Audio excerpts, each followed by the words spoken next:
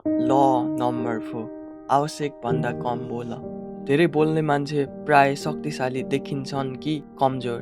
साँचो कुरा के हो भने धेरै मानिस आफ्नो शब्दले नै आफ्नो शक्ति गुमाउँछन्। जिन्दगीमा धेरै समस्या कामले होइन, बोल्ने बानीले आउँछ।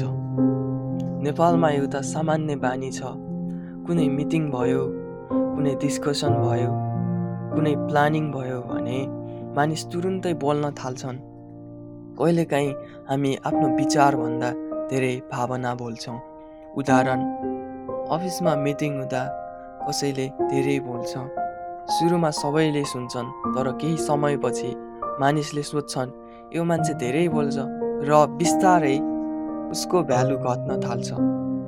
यस्तो कुरा साथीहरू, रिलेसनसिपमा, बिजनेसमा, सोसल मिडियामा, सबै ठाउँमा हुन्छ। धेरै बोल्दा दुई समस्या हुन्छ। मानिसले तिम्रो कमजोरी थाहा पाउँछ, तिम्रो सम्मान घट्न थाल्छ।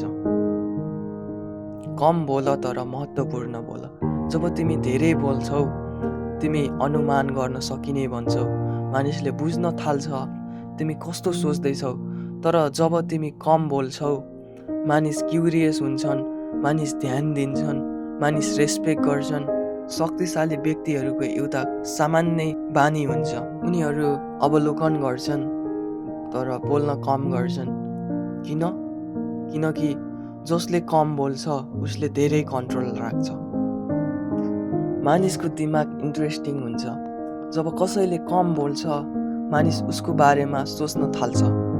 यो मान्छे किन चुप छ, यसको दिमागमा के चलिरहेको छ। यही क्युरियोसिटी रेस्पेक्टमा बदलिन्छ। तर जो मानिस लगातार बोल्छ, मानिस उसलाई सिरियस लिँदैनन्। साइलेन्स कहिलेकाहीँ सबभन्दा ठुलो स्ट्र्याटेजी हुन्छ। एउटा प्र्याक्टिकल इक्जाम्पल लिउँ है। दुईजना मानिस एकै कम्पनीमा काम गर्थे। पहिलो व्यक्ति धेरै बोल्थ्यो। मिटिङमा उसले सबै कुरा एक्सप्लेन गर्थ्यो, आइडिया, प्लान, फ्युचर सबै। दोस्रो व्यक्ति चुप हुन्थ्यो, ऊ ध्यान दिएर सुन्थ्यो। कहिलेकाहीँ एकदम छोटो कुरा मात्र बोल्थ्यो। के भयो? केही समयपछि म्यानेजरले नोटिस गर्यो। पहिलो व्यक्ति हल्ला जस्तो लाग्न थाल्यो, तर दोस्रो व्यक्ति सिरियस र कन्फिडेन्ट देखिन थाल्यो। र प्रमोसन कसले पायो? दोस्रो व्यक्तिले। किनकि उसको शब्द भ्यालु धेरै थियो। अब विद्यार्थीहरूको कुरा गरौँ। क्लासमा दुई प्रकारका विद्यार्थी हुन्छन्। एक सधैँ बोल्ने, अर्को अब्जर्भ गर्ने। टिचरले धेरै बोल्ने विद्यार्थीलाई कम सिरियस लिन्छ। तर जो विद्यार्थी शान्त भएर बोल्छ, उसको कुरा सबैले ध्यान दिएर सुन्छन्, किनकि उसले बोल्दा महत्त्वपूर्ण कुरा हुन्छन्। यही हो कम्युनिकेसन पावर। साँचो कुरा के हो भने शक्तिशाली मान्छेहरू शब्दको भ्यालु बुझ्छन्। उनीहरू बोल्नु अघि सोच्छन्, किनकि एक गलत शब्दले रिलेसनसिप बिगार्न सक्छ। एक गलत शब्दले अपर्च्युनिटी गुम्न सक्छ। एक गलत शब्दले रेस्पेक्ट समाप्त हुन सक्छ। त्यसैले सफल मानिसहरू पहिले अब्जर्भ गर्छन्, पछि मात्र बोल्छन्। एकदम पावरफुल लाइन याद राख, जसले आफ्नो शब्द नियन्त्रण गर्न सक्छ, उसले आफ्नो जीवन नियन्त्रण गर्न सक्छ। यो केवल कम्युनिकेसन होइन, यो पावर हो। नेपालमा एउटा इन्ट्रेस्टिङ कुरा छ, जुन मान्छे धेरै कन्फिडेन्ट भएर कम बोल्छ, मानिस उसलाई अटोमेटिकल्ली लिडर मान्छन्। राजनीति, बिजनेस, लिडरसिप सबै ठाउँमा। यो कोइन्सिडेन्ट होइन, यो स्ट्र्याटेजी हो। एक बिजनेसम्यान थियो। उहाँ मिटिङमा धेरै चुप बस्नुहुन्थ्यो। सबैले सोचे सायद उहाँलाई केही थाहा छैन। तर जब उहाँ बोल्नुभयो, उहाँको एउटा वाक्यले पुरा डिस्कसन चेन्ज भयो, किनकि उहाँले सबै कुरा पहिल्यै अब्जर्भ गर्नुभएको थियो।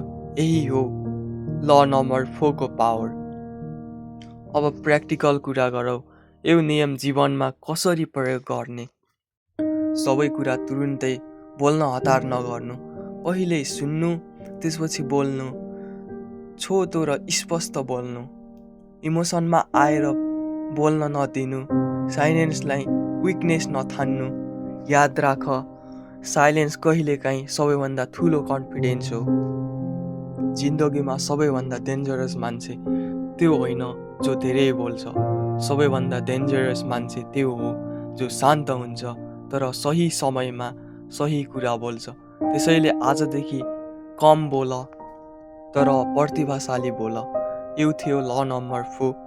अर्को भिडियोमा हामी कुरा गर्नेछौँ अझ इन्ट्रेस्टिङ नियम। अहिलेलाई थ्याङ्क यू।